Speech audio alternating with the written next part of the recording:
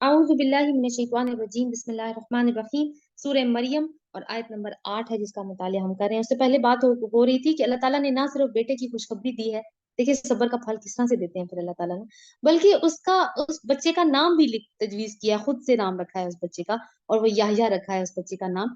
और ये अल्लाह ताला बता रहे हैं कि इस नाम का कोई शख्स पहले नहीं है, यानी एक जैसे हमारे यहाँ भी बड़ी एक ट्रेंड होता है ना कि बच्चे का नाम यूनिक रखा जाए, तो अल्लाह ताला ने यूनिक नाम रखा है हजरत जकरिया अलैहिस्सलाम के बेटे का।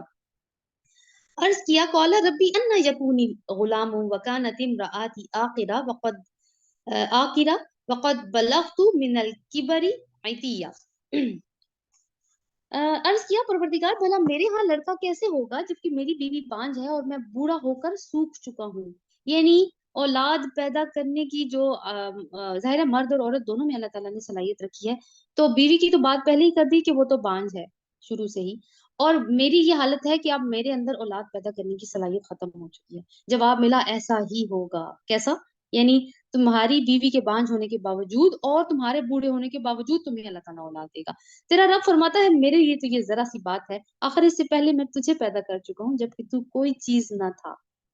यानी जब इंसान कुछ भी नहीं होता, क्या होता है पहले? एक गंदे पानी की बूंद, और उससे पहले क्या होता है? कुछ भी नहीं। तो अल्लाह ताला एक इंसान को पूरा बंदा बना के खड़ा कर देता है। जकरिया ने कहा परवरदिगार मेरे लिए कोई निशानी मुकर्रर कर दे। फरमाया तेरे लिए निशानी ये है, यानी अब तसल्ली चाह रहे हैं ना अपने दिल की कि निशानी मुकर्रर कर दे, मेरे दिल को इत्मीनान हो जाए। फरमाया तेरे लिए निशानी ये है कि तू पहम 3 दिन लोगों से बात ना कर सके, यानी कुव्वत गोयाई नहीं होगी उनके पास। हाँ, चुनाचे वो मिहराब से निकलकर अपनी कौम के सामने आया और इसने इशारे से इनको हदायत की। क्या हदायत की? फअौहा इलैहिम अन सब्बिहू बुकरतम व अशिया, के सुबह और शाम तस्बीह करो। यानी क्यों तस्बीह करो? अभी एक मौजज़ा होने जा रहा है जो जो वैसे मुमकिन नहीं था। और दूसरी बात यह है कि जब अल्लाह ताला नेमतें देता है तो उसकी नेमतों का इस्तकबाल उसकी तस्बीह करके करना चाहिए। अब वो बीच वाला सारा जो बीच की तफसील थी, वो किस तरह से मतलब पैदा हुए और कैसे अपनी जवानी की उम्र को पहुंचे, वो सब छोड़ के अब फिर मुद्दे की बात पे आए हैं। आयत नंबर 12 में देखिए, या याहिया खुजिल किताबी बिकुव्वा व आतैनाहुल हुक्मा सुबिय्या। ए याहिया, किताबे इलाही को मजबूत थाम ले। माइक म्यूट कीजिएगा प्लीज।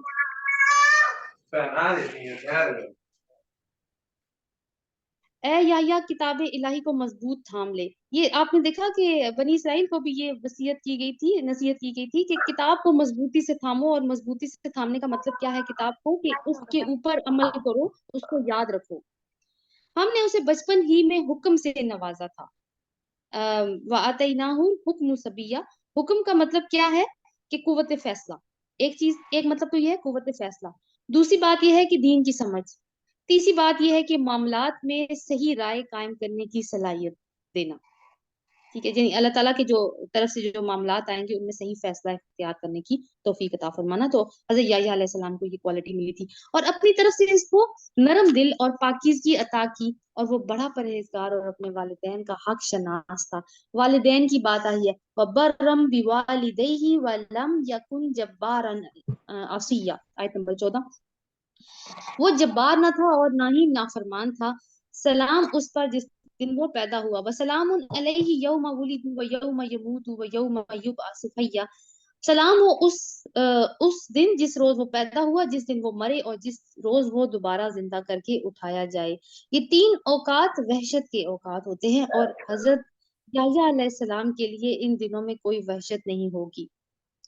अब देखिए, पैदाइश के वक्त जब बच्चा पैदा होता है तो क्या होता है? वो बच्चा रोता है क्योंकि उससे पहले वो जिस सिचुएशन में था, वो अपनी माँ की प्रोटेक्शन में था, उससे वो बाहर एक दुनिया में एकदम से एक्सपोज हो जाता है, तो उसके लिए वहशत का वक्त है। फिर जो मरने का वक्त होता है इंसान का, जब इस दुनिया से जा रहा होता है, वो भी उसके लिए वहशत का वक्त होता है। और वो भी वहशत का वक्त होगा जब इंसान दोबारा अपनी कब्रों से उठ जाएंगे। वज़्कुर फी किताब मरियम, और किताब में, और जिक्र करो ए नबी, इस किताब में मरियम का हाल बयान करो जबकि वो अपने लोगों से अलग होकर शर्क की जानिब गोशा नशीं हो गई थी। यानी हैकल में थी ना मरियम अलैहिस्सलाम, वो भी हैकल सुलेमानी में थी। तो वहां पे क्या हुआ कि वो अलग हो गई सब लोगों से, बैतुल मुकद्दस के मशरकी हिस्से की तरफ चली गई और पर्दा डालकर उनसे छुप बैठी, मतलब कि एतकाफ कर लिया। इस हालत में हमने इसके पास अपनी रूह यानी फरिश्ते को भेजा, और वो इसके सामने एक पूरे इंसान की शक्ल में नमूदार हो गया। मरियम यकजक बोल उठी, اگر تو خدا ترس آدمی ہے تو میں تجھ سے خدائے رحمان کی پناہ مانگتی ہوں. ظاہر ہے ایک دم سے گھبرا گئی ہوں گی جب انہوں نے دیکھا ہوگا کہ ایک مرد کھڑا ہے میرے حجرے میں جبکہ وہ اعتکاف کر رہی ہیں، اور ظاہر ہے کہ اس کے پروٹوکولز ہیں ہیکل کے کہ وہاں پہ مرد نہیں جا سکتے جہاں خواتین ہیں. اس نے کہا میں تو تیرے کالا انما انا رسول ربک، میں تو تیرے رب کا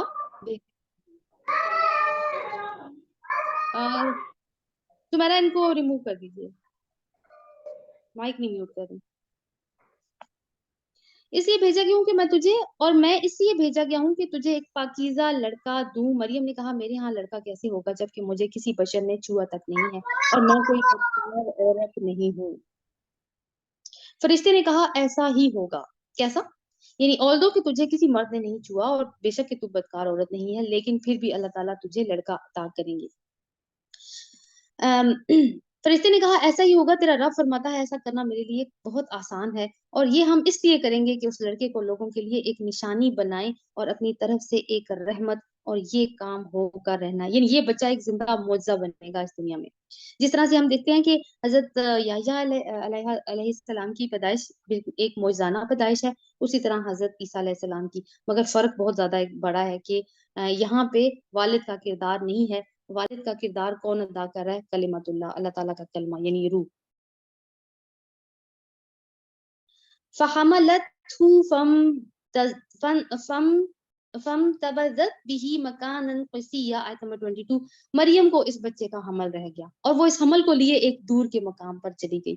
اب ظاہر ہے کہ ہم بھی یہ سوچ سکتے ہیں کہ ایک ایسی بچی، ایک ایسی لڑکی جس کی شادی نہیں ہوئی اور وہ پریگننٹ ہو جاتی ہے تو اس کی کیا فیلنگز ہوں گی، اور وہ لڑکی بھی وہ جو برگزیدہ ہے اللہ تعالیٰ کی طرف سے اور ہیکل کے اندر رہتی ہے، یعنی دین کی خدمت کے لیے چن لیا گیا ہے اس کو.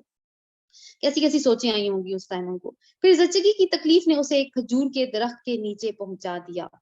وہ کہنے لگی کاش میں پہلے ہی مر جاتی اور میرا نام و نشان بھی نہ رہتا، یعنی نام و نشان نہ رہتا کہ میں بھولی بسری ہو جاتی، میں ایسی ہوتی کہ لوگوں کو ہوتا کہ یہ بھی یاد نہ ہوتا کہ ہاں ایک مریم ہوتی تھی، یہ بھی یاد نہ ہوتا ان کو اس حالت میں. اب دیکھیں ایک تو فزیکل پین ہے جو کہ زچگی کے ٹائم پہ ہر خاتون کو برداشت کرنی پڑتی ہے.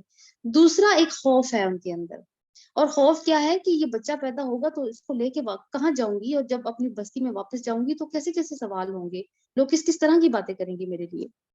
فرشتے نے پائنتی سے اس کو پکارا، ان کے درخت کے نیچے سے پکارا، ایک لور جگہ پہ، یہ تھوڑی اونچی جگہ پہ تھی، وہ نیچی جگہ سے فرشتے نے پکارا. غم نہ کر، تیرے رب نے تیرے نیچے ایک چشمہ رواں کر دیا ہے، تو ذرا اس درخت کے تنے کو ہلا، تیرے اوپر تر و تازہ کھجوریں ٹپک پڑے گی، بس تو کھا پی اور اپنی آنکھیں ٹھنڈی کر. یعنی کھجوریں خود نہیں آئیں گی، تنا ہلانا ہی پڑے گا. پھر اگر کوئی آدمی تجھے نظر آئے تو اس سے کہہ دے کہ میں نے رحمان کے لیے روزے کی نظر مانی ہے، اس لیے آج میں کسی سے بات نہ کروں گی. اب ظاہر ہے کہ سوالوں کی تو ایک بوچھاڑ آنی ہے، بلکہ الزامات کی ایک بوچھاڑ آنی ہے جس کو فیس کرنا ہے حضرت مریم علیہ السلام نے. تو اللہ تعالیٰ کیا طریقہ بتا رہے ہیں اس کا کہ روزہ رکھ لو اور کہو میں نے رحمان کے لیے روزے کی نظر مانی ہے. تو اس ٹائم کا روزہ کیسا تھا؟ چپ کرنا ہوتا ہے انسان کو، اپنی اسپیچ کو بھی روکنا ہوتا تھا، چپ کر کے رہنا پڑتا تھا. تو میں نہیں بولوں گی، ایک اچھا سا طریقہ اللہ تعالیٰ نے بتا دیا، اس لیے کہ دیکھیں اس چیز کی صفائی دینا تو اب ان کے لیے ممکن نہیں ہے. فآتت به قومها تحمل قالوا یا مریم لقد جئتی شیئا فریا. پھر وہ اس بچے کو لیے اپنی قوم میں آئی اور لوگ کہنے لگے اے مریم یہ تو نے بڑا پاپ کر ڈالا.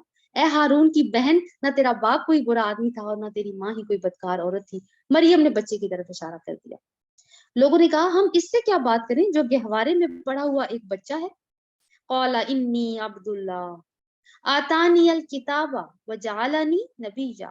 بچہ بول اٹھا میں اللہ کا بندہ ہوں، اس نے مجھے کتاب دی اور نبی بنایا اور بابرکت کیا. میں جہاں پہ بھی رہوں نماز اور زکوٰۃ کی پابندی کا حکم دیا جب تک کہ میں زندہ رہوں، اور اپنی والدہ کا حق ادا کرنے والا بنایا. اب دیکھیے حضرت زکریا کے بارے میں، حضرت یحییٰ کے بارے میں بات ہوئی تھی اپنے والدین کا حق ادا کرنے والا. یہاں پہ کیا بات ہوئی ہے؟ اپنی والدہ کا حق ادا کرنے والا. یعنی یہاں سے بھی پتہ چل رہا ہے کہ ان کے والد نہیں ہیں. اور مجھ کو جبار اور شقی نہیں بنایا، یعنی بدبخت نہیں بنایا اللہ تعالیٰ نے. اور وہی والی آیت دوبارہ ریپیٹ ہو رہی ہے، وَالسَّلَامُ عَلَيَّ يَوْمَ وُلِدتُّ وَيَوْمَ أَمُوتُ وَيَوْمَ أُبْعَثُ حَيًّا. آیت نمبر 33. اور جب تک میں سلام ہے مجھ پر جب کہ میں پیدا ہوا، جب کہ میں مروں اور جب کہ زندہ کر کے اٹھایا جاؤں۔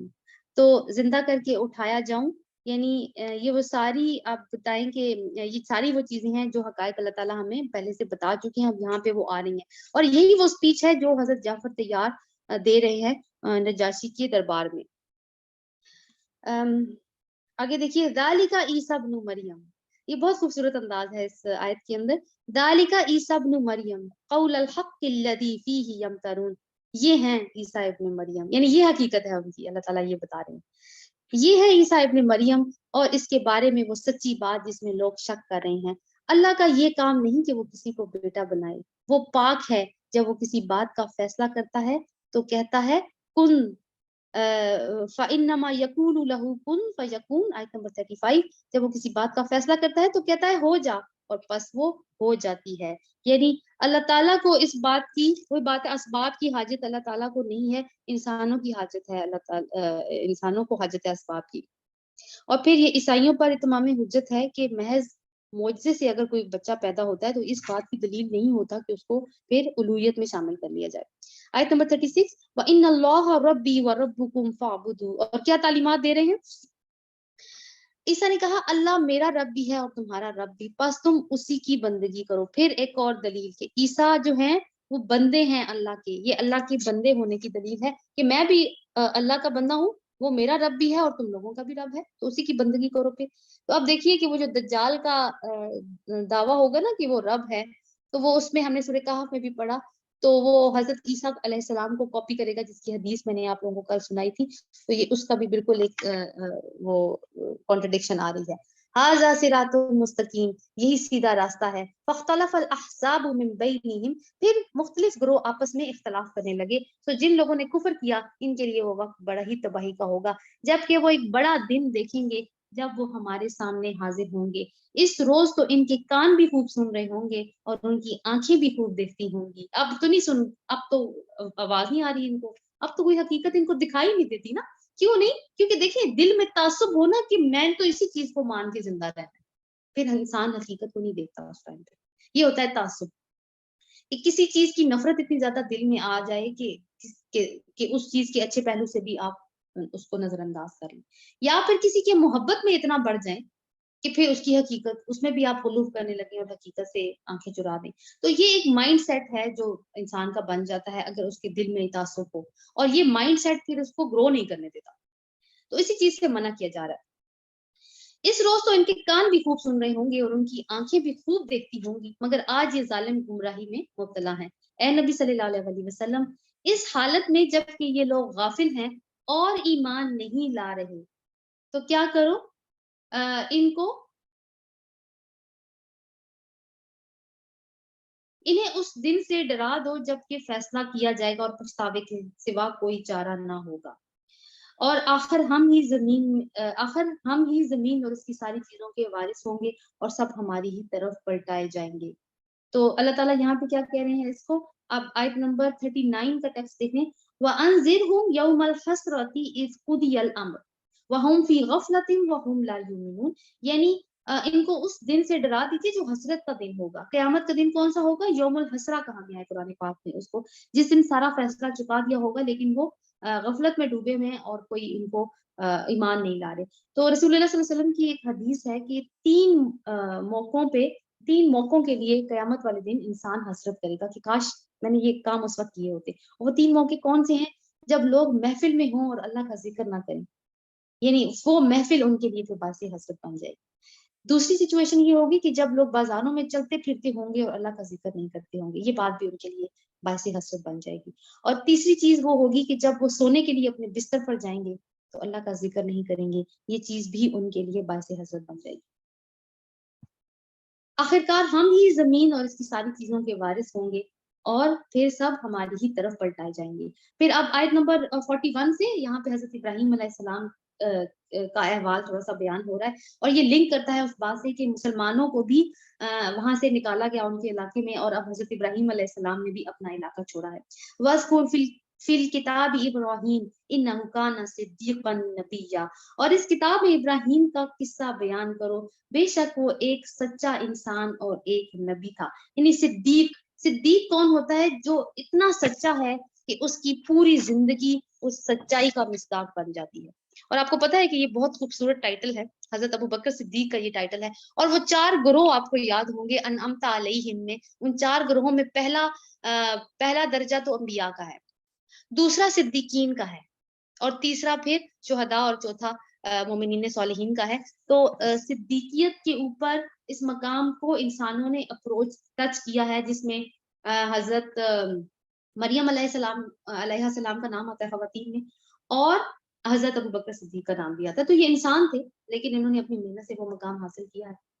اور اس کتاب میں ابراہیم کا قصہ بیان کرو، بے شک وہ ایک سچا انسان اور ایک نبی تھا. اور ذرا اس موقع کی یاد کرو جب اس نے اپنے باپ سے کہا تھا ابا جان آپ کیوں ان چیزوں کی عبادت کرتی ہیں جو نہ سنتی ہیں نہ دیکھتی ہیں. کیا کہا؟ اس قال علی ابی یا ابتی لما تعبد ما لا يسمع ولا يبصر ولا يغني عنك شيئا.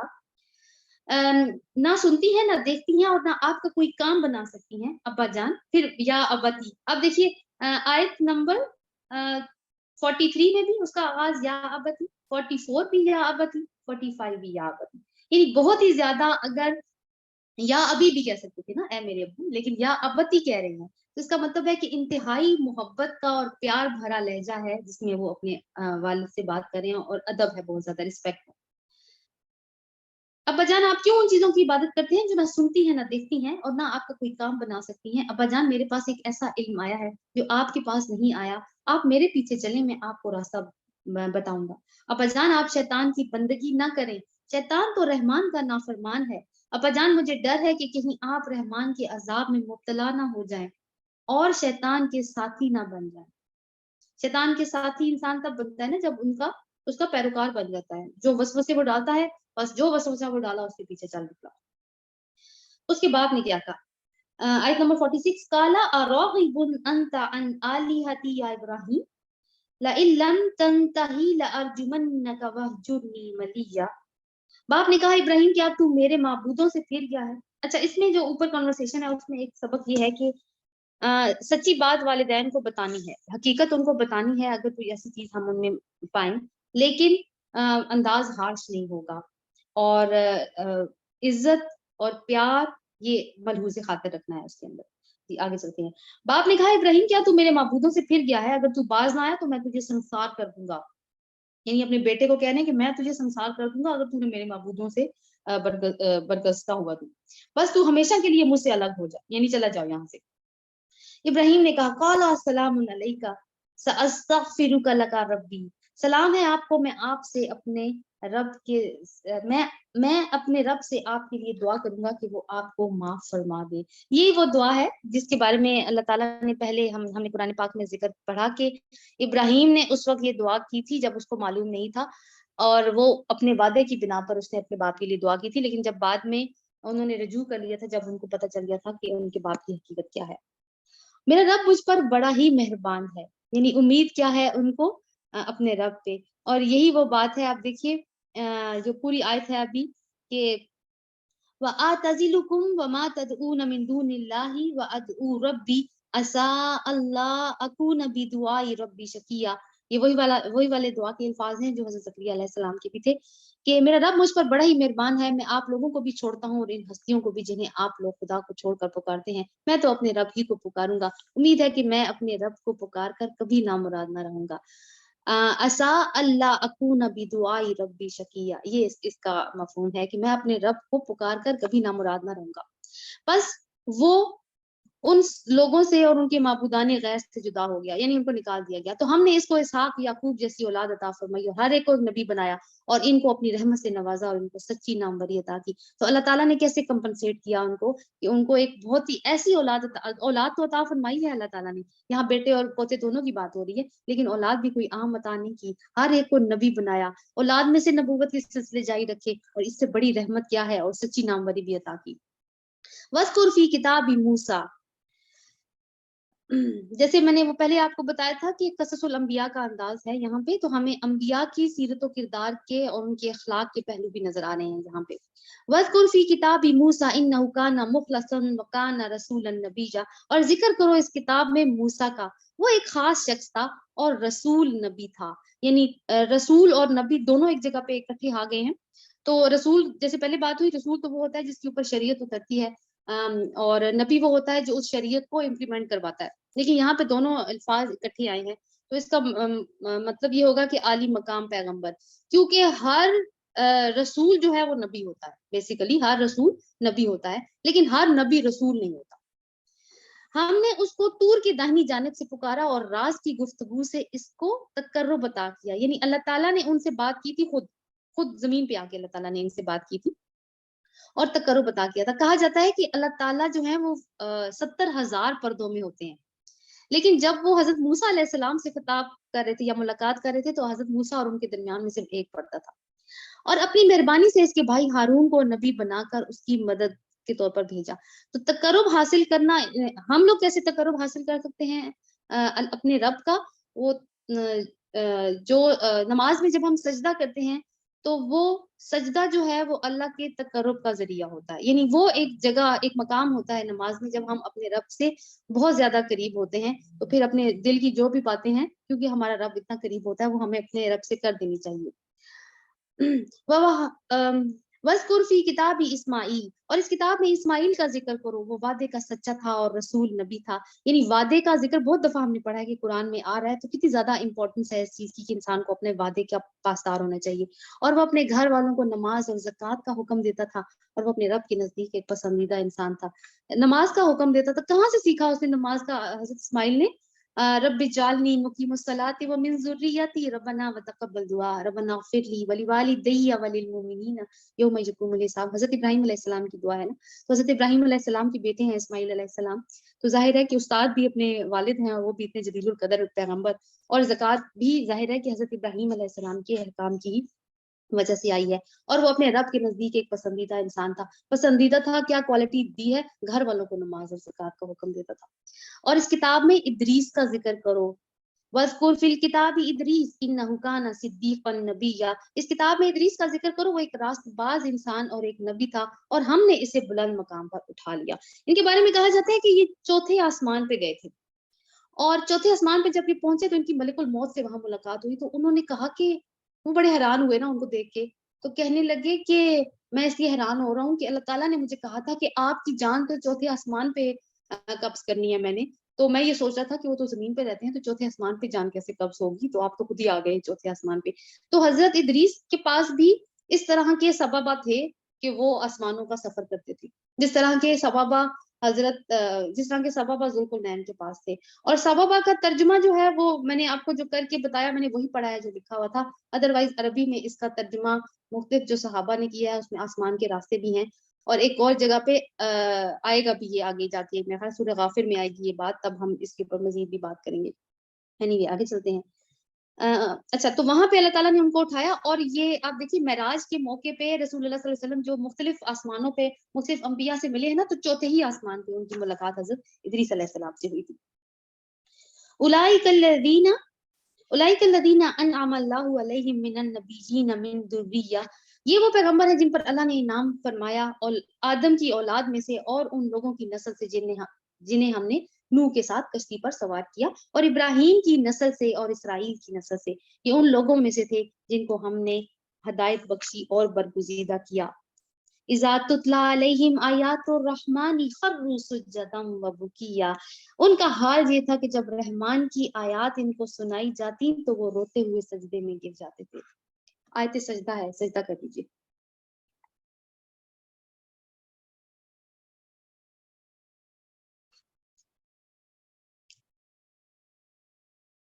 جی، تو سجدے میں گر جاتے تھے، اللہ تعالیٰ نے کہا گر جاتے تھے سجدے میں. تو سجدے میں گرنے کی کیفیت کب پیدا ہوتی ہے؟ جب انسان رب کی حقانیت کو اپنے دل میں محسوس کرے، اور اس کو اتنا احساس ہو جائے کہ وہ بے اختیار، یعنی اپنے اوپر بغیر کسی کنٹرول رکھے وہ سجدے میں گر پڑے. تو یہ وہ کنڈیشن ہے.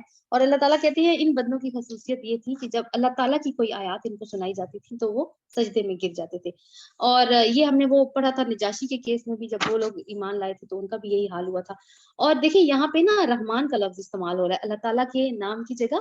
رحمان کا لفظ، رحمان اللہ تعالیٰ کا صفاتی نام ہے. اور یہ اللہ تعالیٰ کو وہ ایک تو اللہ تعالیٰ اپنے لیے رب کا لفظ استعمال کرتے ہیں، ایک اللہ استعمال ہوتا ہے جو کہ اللہ تعالیٰ کا ذاتی نام ہے، اور ایک رحمان کا لفظ استعمال کیا، یہ صفاتی نام ہے جو اللہ تعالیٰ نے اپنے نام کی جگہ استعمال کیا ہے. اور رحمان میں رحمت کی کیفیت ہوتی ہے. اور رحمت کس طرح کی رحمت؟ جس طرح سمندر میں ایک طوفانی کیفیت ہوتی ہے، تو رحمان کے لفظ میں اللہ تعالیٰ کی جو رحمت ہے وہ اس کی کیفیت بھی طوفانی ہے. پھر فخلف من بعدهم خلف اضاعوا الصلاة واتبعوا الشهوات فسوف يلقون غيا. پھر ان کے بعد وہ ناخلف لوگ ان کے جانشین ہوئے جنہوں نے نماز کو ضائع کیا اور خواہشات نفس کی پیروی کی. یعنی ان کے بعد اب ظاہر ہے کہ ایک جنریشن ہے جس کے اوپر وہی اتر رہی ہے. جیسے رسول اللہ صلی اللہ علیہ وسلم کا ٹائم تھا، اس کے بعد خلفائے راشدین کا ٹائم تھا، مگر جیسے جیسے وہ وقت آگے آتا گیا کتاب سے ساتھ چھوٹتا چلا گیا. تو اب ان کے بعد کیسے لوگ جانشین ہوئے ان کے؟ انہوں نے دو کام کیے. کیا؟ نماز کو ضائع کر دیا. ابن مسعود سے کسی نے پوچھا، رضی اللہ عنہ سے کسی نے پوچھا کہ نماز کو ضائع کرنے کا مطلب کیا ہے؟ تو انہوں نے فرمایا کہ اتنی دیر سے پڑھنا کہ وقت نکل جائے، اور جو نہیں پڑھے گا وہ تو کفر میں شامل ہو جائے گا. تو اس کے بعد دوسری چیز کیا ہے کہ انہوں نے اپنی خواہشات نفس کی پیروی کی، یعنی انہوں نے وہی کچھ کیا جو ان کے دل نے ان کو بتایا کرنے کے لیے، انہوں نے کتاب کو چھوڑ دیا. بس قریب ہے کہ وہ گمراہی سے کے انجام سے دوچار ہوں گے، البتہ جو توبہ کر لیں اور ایمان لے آئیں اور نیک عملی اختیار کریں. تو اللہ تعالیٰ نے یہ راستہ تو ہر ایک کے لیے کھلا چھوڑا ہے. کوئی بات نہیں، بھٹک گئے ہو تو جب بھی واپس آؤ گے اللہ کی رحمت تمہارا انتظار کر رہی ہے. وہ جنت میں داخل ہوں گے اور ان کی ذرا برابر حق تلفی نہ ہوگی. ان کے لیے ہمیشہ رہنے والی جنتیں ہیں جن کا رحمان نے اپنے بندوں سے درپردہ وعدہ کر رکھا ہے، اور یقیناً یہ وعدہ پورا ہو کر رہنا ہے. اللہ تعالیٰ ہمیں ان میں شامل فرمائے. وہاں کوئی بےہودہ بات نہ سنیں گے، جو کچھ بھی سنیں گے ٹھیک ہی سنیں گے. ان کا رزق انہیں صبح و شام ملتا رہے گا. یہ ہے وہ جنت جن کا وارث ہم اپنے بندوں میں سے ان کو بنائیں گے جو پرہیزگار رہا. یعنی انسان کس چیز کا وارث ہوتا ہے دنیا میں؟ والدین کی چھوٹی چھوٹی چیزوں کا. تو جنت میں جنت کے وارث بنائے جائیں گے انسان. یعنی وہ وارث کیا؟ ہمارے والد کی کو دی گئی تھی نا یہ جنت. تو پھر اب انسان اس کے میراث ان کی میراث ان کو ملے گی. لیکن اس میراث کی تقسیم دنیا کے قانون کے مطابق نہیں ہے کہ ملنی ملنی، ایک حصہ خاتون کا ہے اور دو حصے مرد کے ہیں، ایسا نہیں ہے. وہاں پہ یہ ہے کہ جس کی اعمال اچھی ہوں اسی کو حصہ ملنے والا ہے. وما نتنزل الا بامر ربک، آیت نمبر 64. اے نبی صلی اللہ علیہ وسلم، ہم تمہارے رب کے حکم کے بغیر نہیں اترا کرتے. جو کچھ ہمارے آگے ہے اور جو کچھ ہمارے پیچھے ہے اور جو کچھ اس کے درمیان ہے، ہر چیز کا مالک وہی ہے اور تمہارا رب بھولنے والا نہیں ہے. یہ کلمات ظاہر کلام تو اللہ تعالیٰ کا ہے، لیکن کون اس کو ادا کر رہے ہیں؟ ملائکہ ادا کر رہے ہیں، ان کے فرشتے ادا کر رہے ہیں. اور رسول اللہ صلی اللہ علیہ وسلم سے کہہ رہے ہیں کہ ہم آپ کے پاس جب آتے ہیں وہی لے کر آتے ہیں یا کسی اور کام کے لیے آتے ہیں تو ہم اپنی مرضی سے نہیں آ سکتے آپ کے پاس. اللہ تعالیٰ کا جب حکم ہوتا ہے ہم تب بھی آتے ہیں. تو رسول اللہ صلی اللہ علیہ وسلم کی کیفیت یہ ہوتی تھی کہ کبھی اگر وحی کا سلسلہ تھوڑا بند ہو جاتا تھا نا تو وہ بہت زیادہ مضطرب ہو جاتے تھے، تو انتظار میں رہتے تھے وہ وحی کے ہر ٹائم پہ. تو کبھی اگر دیر ہو جاتی تھی تو وہ انہوں نے کہا ہوگا کہ آپ دیر سے آئے ہیں تو اس کا جواب آ رہا ہے. وہ رب ہے زمین اور آسمان کا اور ان ساری چیزوں کا جو آسمانوں اور زمین کے درمیان ہے، بس تم اسی کی بندگی کرو، اسی کی بندگی پر ثابت قدم رہو. کیا ہے کوئی ہستی تمہارے علم میں اس کی ہم پایا؟ وَيَقُولُ الْإِنسَانُ أَإِذَا مَا مِتُّ لَسَوْفَ أُخْرَجُ حَيًّا. انسان کہتا ہے کیا واقعی جب میں مر چکوں گا پھر سے زندہ کر کے نکالا جاؤں گا؟ کیا انسان کو یاد نہیں آتا ہم اس کو پہلے سے پیدا کر چکے ہیں جب کہ وہ کچھ بھی نہ تھا؟ تیرے رب کی قسم ہم ضرور ان سب کو اور ان کے شیاطین کو بھی گھیر لائیں گے، پھر جہنم کے گرد لا کر انہیں گھٹنوں کے بل گرا دیں گے. پھر ہر گروہ میں سے ہر اس شخص کو چھانٹ لیں گے جو رحمان کے مقابلے میں زیادہ سرکش بنا ہوا تھا. پھر یہ ہم جانتے ہیں کہ ان میں سے کون سب سے بڑھ کر جہنم میں جھونکے جانے کا مستحق ہے. تم میں سے کوئی ایسا نہیں جو جہنم پر وارد نہ ہو.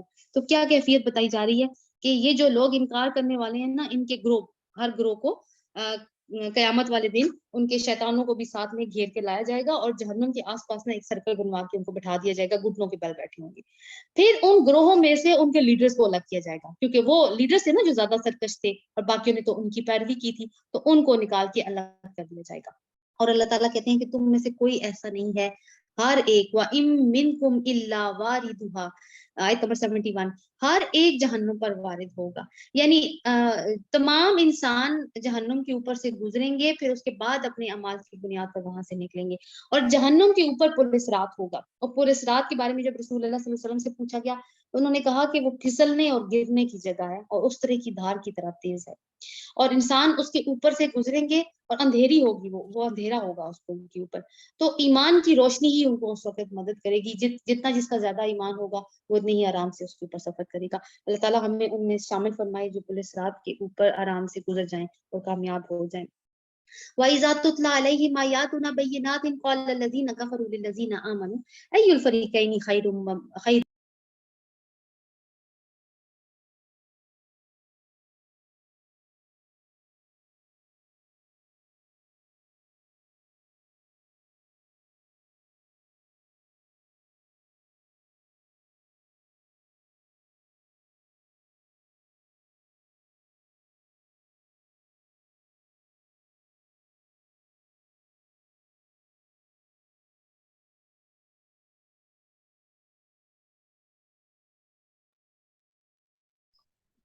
जी माजरत, इंटरनेट का कनेक्शन लूज हो गया था। आयत नंबर 73 से हम पढ़े थे। इन लोगों को जब हमारी खुली खुली आयात सुनाई जाती हैं तो इनकार करने वाले ईमान वालों से कहते हैं, बताओ हम दोनों ग्रोहों में से कौन बेहतर हालत में है, किसकी मजलिसें ज्यादा शानदार हैं। यानी कुफारे मक्का का इस्तदलाल देखिए कि उनके ख्याल में मेयार जिंदगी या फिर कामयाबी का मेयार क्या है। वो कहते हैं कि अब तुम आपस में हम आपस में कंपैरिजन करते हैं कि किन के घर ज्यादा शानदार हैं, किन का लाइफस्टाइल ज्यादा अच्छा है, किन की बैठकें ज्यादा आबाद हैं, मुसलमानों की या फिर कुफार की। हालांकि इनसे पहले हम कितनी ही ऐसी कौमों को हलाक कर चुके हैं जो इनसे ज्यादा सरो सामान रखती थी। तो मयार क्या है कामयाबी का, वो सामान नहीं है। और जाहिरी शान शौकत में इनसे बड़ी भी थी। इनसे कहो जो शख्स गुमराही में मुब्तला होता है उसे रहमान ढील दिया करता है। यहाँ तक कि जब ऐसे लोग वो चीज देख लेते हैं जिनका उनसे वादा किया गया है, ख्वाह वो अजाब इलाही हो या कयामत की घड़ी, तब उन्हें मालूम हो जाता है कि किसका हाल खराब है और किसका जत्था कमजोर। तब पता चल जाएगा। वो सूरह आराफ में भी पता चला था ना उन लोगों को कि वो अबू जहल वगैरह को देख के वो कह रहे थे कि अच्छा, तुम लोग तो यहाँ पे बैठे हुए हो और तुम तो दुनिया में कहते थे कि ये जो मुसलमान हैं इनके साथ कोई नहीं होगा, ये तो कमजोर है। इसके बरक्स जो लोग राह रास्त इख्तियार करते हैं, अल्लाह उनको रास्त रवी में तरक्की अता फरमाता है और बाकी रह जाने वाली नेकियां ही तेरे रब के नजदीक जजा और अंजाम के एतबार से बेहतर है। आयत नंबर 77, अफराईत अल्लज़ी कफर बिआयातिना वक़ाल लअूतयन्न मालन व वलदा। फिर तूने देखा उस शख्स को जो हमारी आयत को मानने से इनकार करता है और कहता है मैं तो माल और औलाद से नवाजा ही जाता रहूंगा। क्या उसे गैब का पता चल गया है या इसने रहमान से कोई अहद ले रखा है? हरगिज नहीं। जो कुछ ये कहता है हम उसे लिख लेंगे, इसके लिए सजा में और ज्यादा इजाफा करेंगे। जिस सरो सामान और लाओ लश्कर का ये जिक्र कर रहा है वो सब हमारे पास रह जाएगा और ये अकेला हमारे हजूर खड़ा होगा। इन लोगों ने अल्लाह को छोड़कर अपने कुछ खुदा बना रखे हैं कि वो इनके पुश्तेबान होंगे। कोई पुश्तेबान ना होगा, वो सब इनकी इबादत का इनकार करेंगे और उल्टे इनके मुखालिफ ही बन जाएंगे। यानी कहेंगे कि नहीं, हमने बुत कहेंगे हमें तो पता ही नहीं कि क्या हो रहा था बाहर, ये तो अपनी ख्वाहिशात ही की पैरवी करने में लगे हुए थे, हमें तो नहीं पूछा इन्होंने। अलम तरो अन्ना अरसलना शयातीन अलल काफिरीना तउज़्ज़ुहुम अज़्ज़ा। क्या तुम देखते नहीं हो हमने मुनकरीन हक पर शयातीन छोड़ रखे हैं जो उन्हें खूब खूब मुखालफत हक पर उकसा रहे हैं। यानी जो उनकी ख्वाहिशात नफ्स है इंसानों की अपनी, उसके ऊपर खूब फूंके मारे हैं। अच्छा, तो अब इन पर नजूल अजाब के लिए बेताब ना हो।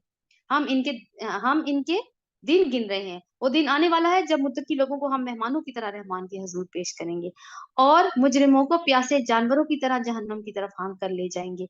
उस वक्त लोग कोई सिफारिश लाने पर कादिर ना होंगे बजुज इसके जिसने रहमान के हजूर से परवाना हासिल कर लिया। कौन सा परवाना? कि आप जन्नत में दाखिल हो चुके हैं, जहन्नम से आपकी रिहाई हो चुकी है। अल्लाहुम्मा जअलना मिनहुम। अब आयत नंबर 88 से 90 की तरफ एक ही मजमून है। वक़ालु इत्तख़ज़र रहमानु वलदा लक़द जिअ्तुम शैअन इद्दा तकादु समावातु यतफ़त्तरन मिन्हु व तनशक़्क़ुल अर्ज़ु व तख़िर्रुल जिबालु हद्दा। वो कहते हैं रहमान ने किसी को बेटा बनाया, सख्त बेहुदा बात है जो तुम घड़ कर लाए हो।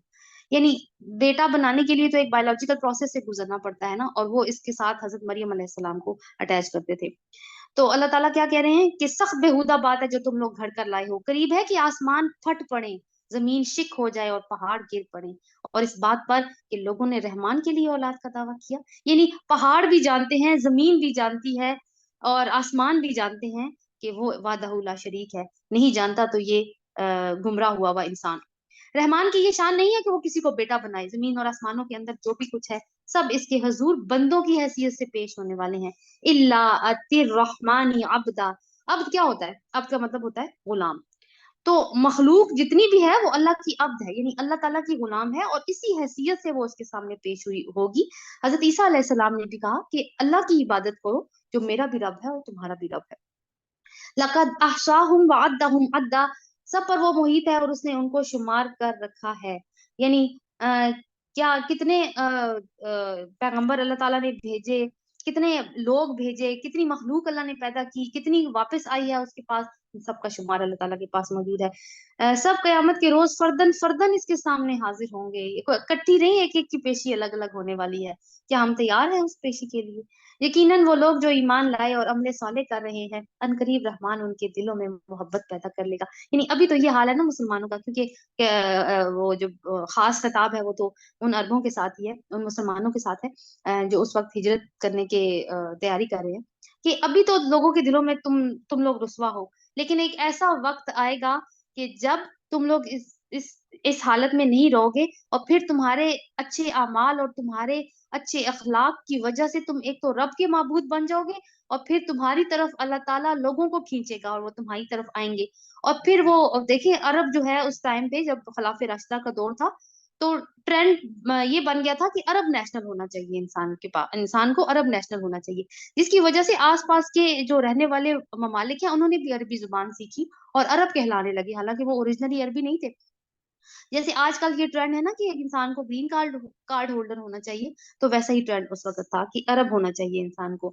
لیکن اب دیکھیں ہم نے خود ہی اپنے آپ کو گرا لیا جب ہم نے اس کتاب کو چھوڑا۔ یقیناً جو لوگ ایمان لائے اور اعمال صالح کر رہے ہیں، قریب رحمان ان کے دلوں میں محبت پیدا کر دے گا۔ بس اے نبی، فَإِنَّمَا يَسَّرْنَاهُ بِلِسَانِكَ لِتُبَشِّرَ بِهِ الْمُتَّقِينَ وَتُنذِرَ بِهِ قَوْمًا لُدًّا وَكَمْ أَهْلَكْنَا قَبْلَهُم مِّن قَرْنٍ هَلْ تُحِسُّ مِنْهُم مِّنْ أَحَدٍ أَوْ تَسْمَعُ لَهُمْ رِكْزًا۔ بس اے نبی صلی اللہ علیہ وسلم، اس کلام کو ہم نے آسان کر کے تمہاری زبان میں اس لیے نازل کیا ہے کہ تم پرہیزگاروں کو خوشخبری دے دو اور ہٹ دھرموں کو ڈراؤ۔ کس لیے آیا ہے قرآن؟ بشارت اور انذار کرنے کے لیے۔ اس سے پہلے ہم کتنی ہی قوموں کو ہلاک کر چکے ہیں، پھر آج کہیں تم ان کا نشان پاتے ہو تو ان کی بھنک بھی تمہیں سنائی نہیں دیتی، یعنی آواز بھی نہیں آتی کہ وہ کہاں چلے گئے، اتنی بڑی قومیں تھی کہاں چلے گئی۔ سورہ طٰہٰ، بسم اللہ الرحمن الرحیم، طٰہٰ ما انزلنا الیک القرآن لتشقی۔ اب یہ جو صورت ہے یہ مکی دور کا جو شروع کا حصہ ہے نا، وہ شروع کے 4 سال کے بعد نازل ہوئی ہے، یعنی درمیانی دور ہے، لیکن درمیانی دور کا بھی آپ سمجھیں کہ پہلا حصہ، یعنی 5ویں سال نازل ہوئی ہے، اور یہ وہی سال ہے جس میں ہجرت ہو چکی ہے مسلمانوں کی حبشہ کی طرف، اور حضرت عمر بن خطاب کا جو اسلام لانے کا واقعہ ہے وہ بھی اسی صورت کو سن کے وقوع پذیر ہوا تھا۔ ہم اللہ تعالیٰ کے نام سے جو بے انتہا مہربان اور رحم فرمانے والا ہے۔ طٰہٰ، ہم نے یہ قرآن تم پر اس لیے نازل نہیں کیا کہ تم مصیبت میں پڑ جاؤ، یہ تو ایک یاد دہانی ہے ہر شخص کے لیے جو ڈرے۔ یعنی رسول اللہ صلی اللہ علیہ وسلم کو مخاطب کر کے اللہ تعالیٰ کہہ رہے ہیں کہ قرآن کو نازل کر کے ہم آپ سے کوئی اس طرح کا کام نہیں کروانا چاہتے کہ جو ممکن نہ ہو، بس یہ ہے کہ لوگوں کو پہنچاؤ یہ پیغام، ان کو منوا کر چھوڑنا آپ کا کام نہیں ہے، نہ ہی آپ ان کے دلوں میں ایمان کو جاگزی کر سکتے ہیں، بس آپ تو ان کو ایک یاد دہانی دے سکتے ہیں۔ جن کے دلوں میں اللہ کا خوف ہوگا، ایمان ان کے دلوں میں خود بخود جاگ اٹھے گا۔ نازل کیا گیا ہے، بات کہاں سے ہوئی ہے؟ قرآن سے شروع ہوئی ہے۔ نازل کیا گیا ہے اس ذات